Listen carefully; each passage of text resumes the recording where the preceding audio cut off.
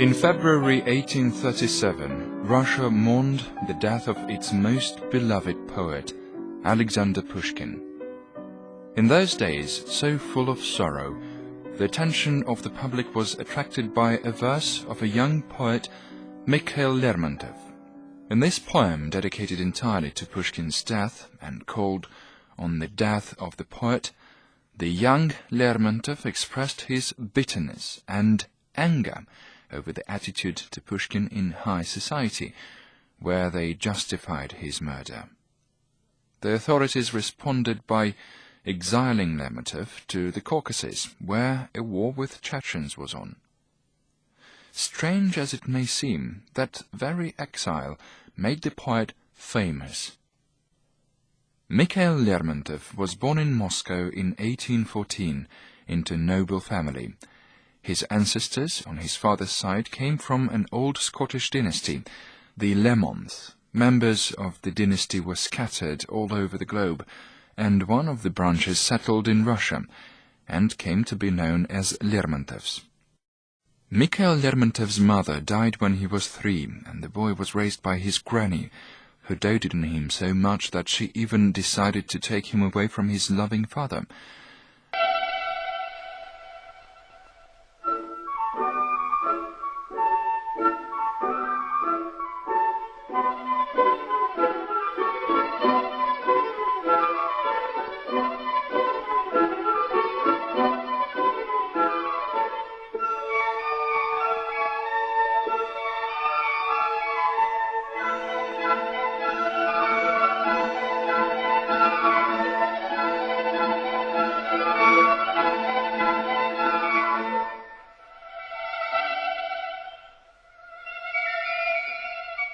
Later on, his father would write in his will, "You have wits, my boy, so don't you ever neglect them. But beware of wasting them on useless things. This is an innate gift, and you'll report to God on how you used it one day. You have a good heart, my dear. Thank you, ma chère, for your gentle love and attention." Undoubtedly, the family drama had an impact on the future poet. He grew up an impressionable introvert, nervous and sensitive to other people's pain. That's why the poems of young Lermontov are so painfully tragic and full of profound emotion.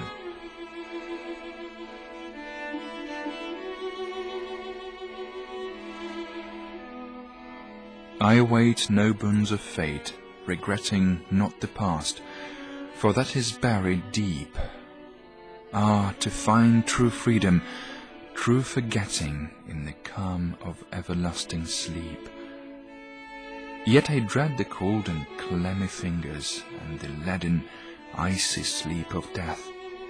Would that life within me dormant lingered, and I felt its warm and balmy breath.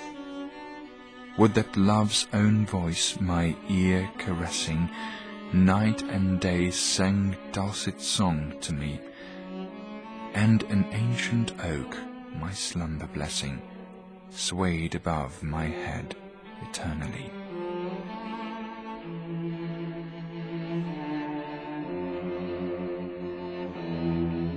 Выхожу один я на дорогу,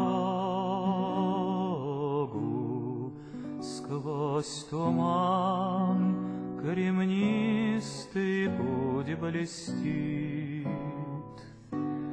Ночь тиха, пустыня внемлет Богу,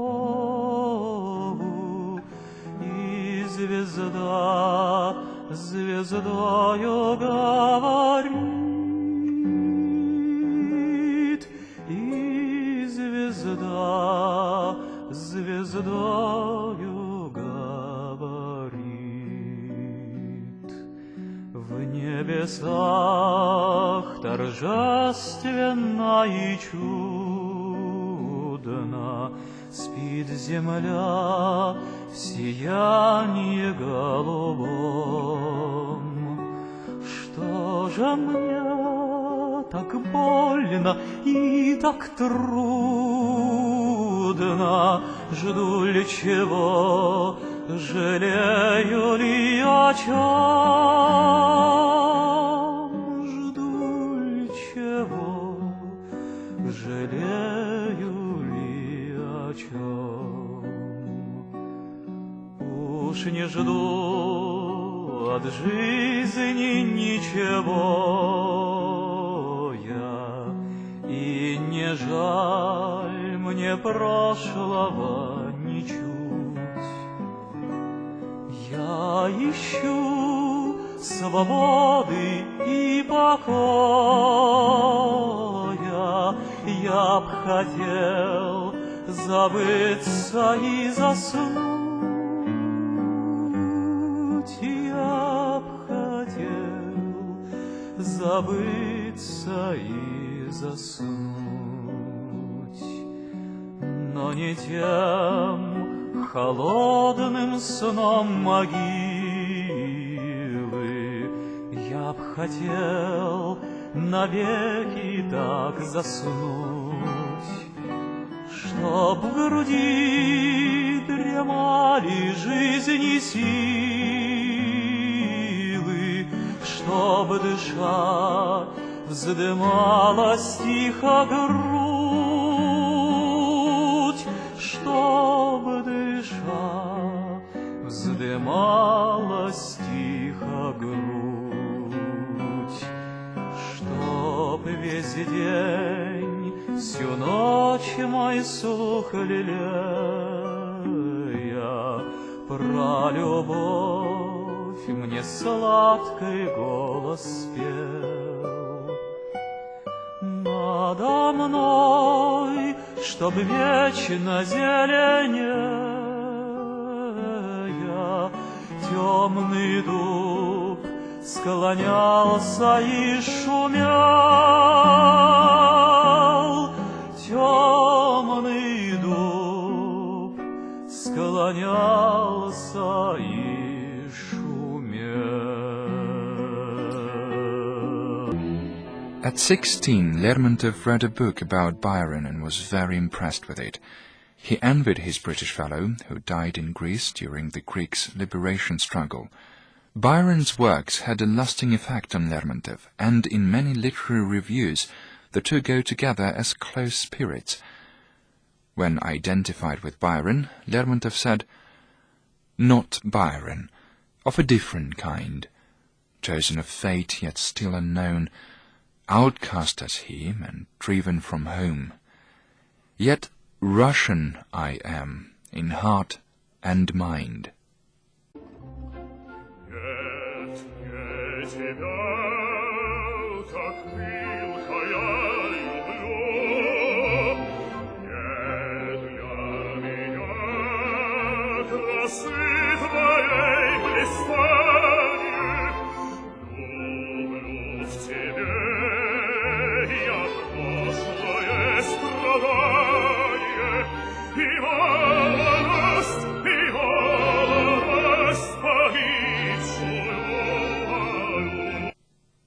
Lermontov was dreaming of a literary career, but became an officer, graduating from the Guards Officers and Cavalry Cadet School.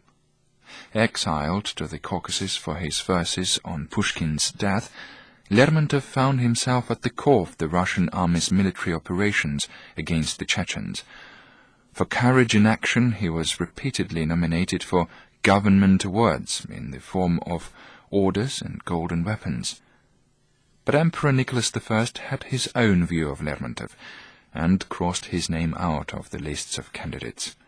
The poet was upset, since a higher rank would enable him to retire and take up literary work. Nevertheless, while in exile, Lermontov produced the best of his works, such as the romantic poems Mtsiri and the Demon, the psychological novel A Hero of Our Time, stories and verses that brought him fame. According to his contemporaries, Lermontov was not an easygoing person. Clever and sarcastic, he was difficult to make friends with, but was nonetheless sensitive to love and endlessly devoted to those who had managed to make it into his heart. That very devotion made him demanding. A false note in a relationship caused him to withdraw into himself and struck him off balance to a point where a start over became unthinkable. In that case he turned sarcastic, sparing neither himself nor the people around him. He grew sick of the high-flown and immoral environment he had to live in. His always-present snigger drove a wedge into his relations with a fellow officer, Nikolai Martynov, which resulted in the poet's tragic death on July 15th, 1841. Lermontov was killed in the prime of his maturing personality. Being at odds with the society around him, he would have overcome it in time to indulge in what he was destined for, namely literary work. But he was unprepared for that, and cracked under the pressure of mundane life. Pushkin and Lermontov always go together in Russian literature as two poetic geniuses. They may change places, of course, depending on the reader's preferences. Masquerade, one of the best things Lermontov ever wrote, remains as popular and eye-opening today as it has ever been before, where burning passion, jealousy and death are closely intertwined into a heart-quickening tangle of tragedy and despair. Masquerade is a place where something is going on, but it is also a whole life, where one's true face and emotions are hard to perceive. Masquerade is a mystery, a game, a diversion, which sometimes turns out a tragedy.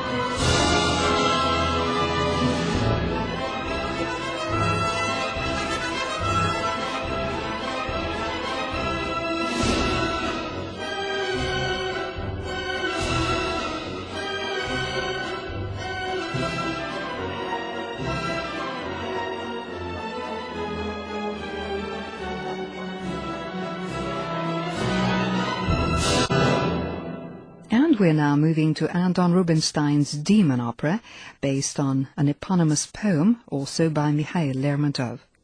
The poem's main character, the demon, a fallen angel, falls in love with a beautiful girl, Tamara. The poem is set in Lermontov's much-loved Caucasus Mountains, which adds very special oriental fragrance to some of the poem's episodes, particularly those involving the young Tamara.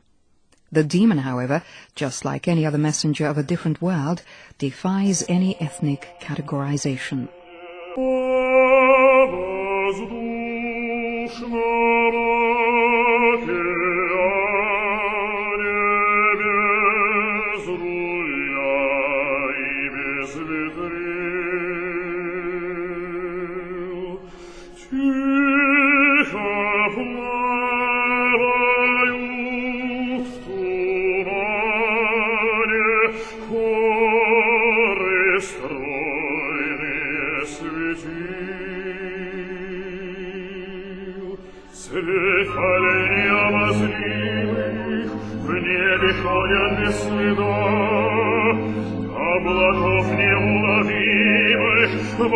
Волокнистые стада.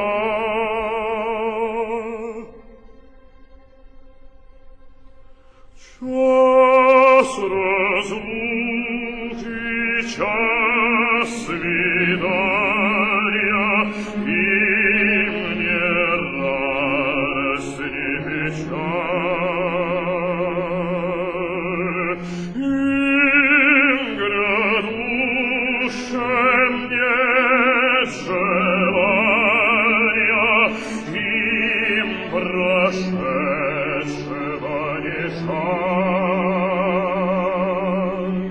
В день томительный несчастья ты о них вспомни, будь земному без участия и беспечно, как они.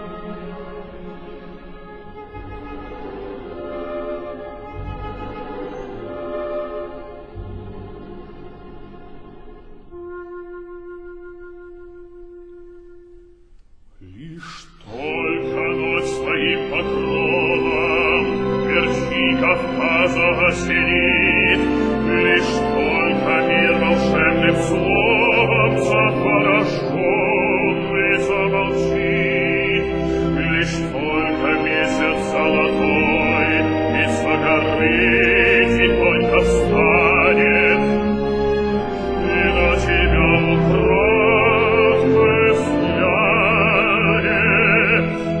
К тебе я стану прилипать, гостить я буду до темницы и до шелковые ресницы. Сны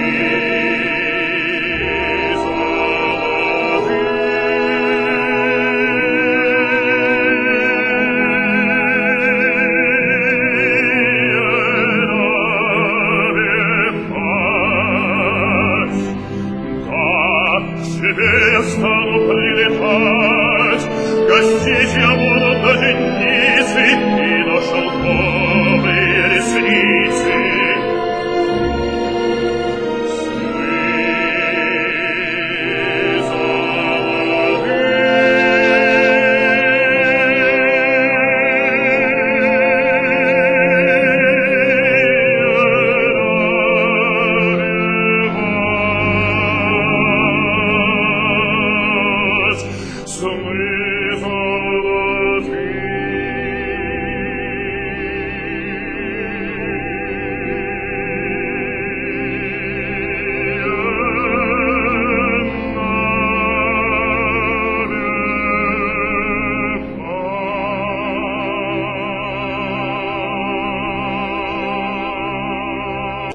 And now let's take a look at some songs inspired by Lermontov's verse. I'm sad because I love you, and know that hearsay will have no mercy on your youth. This poem by Mikhail Lermontov was later put to music by the great Russian classic Alexander Dorgomyshsky. Мне грустно, потому что я тебя люблю и знаю молодость цветущую твою. Не пощадит молвы коварное гонение за каждый светлый день и сладкое мгновение слезами и тоской заплатишь ты судьбе. Мне грустно, потому что весело тебе. Мне грустно, потому что весело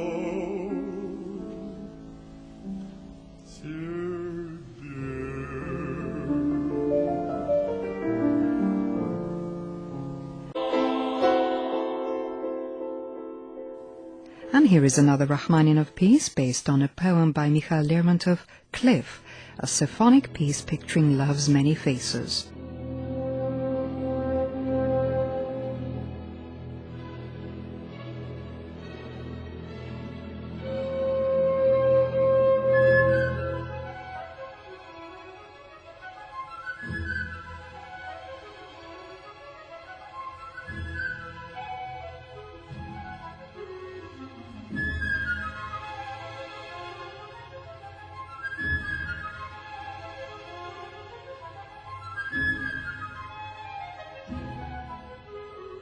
A golden cloud sleeps on a giant cliff. In the morning she floats away, leaving him behind, crying tears of loneliness.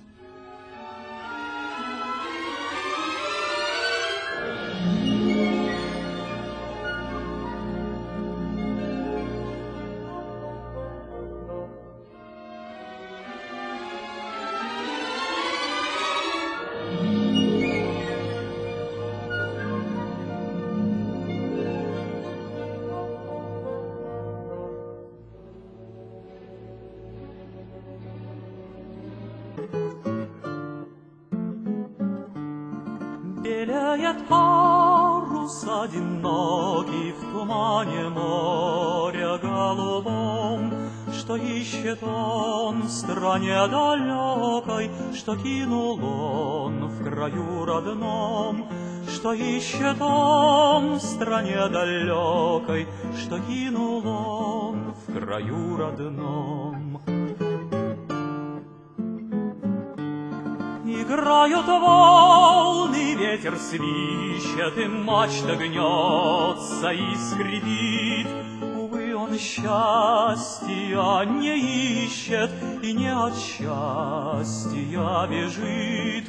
Увы, он счастья не ищет и не от счастья бежит. Под ним струя светлее лазури, над ним луч солнца золотой, а он мятежный просит бури, как будто в бурях есть покой. А он мятежный просит бури, как будто в бурях есть покой.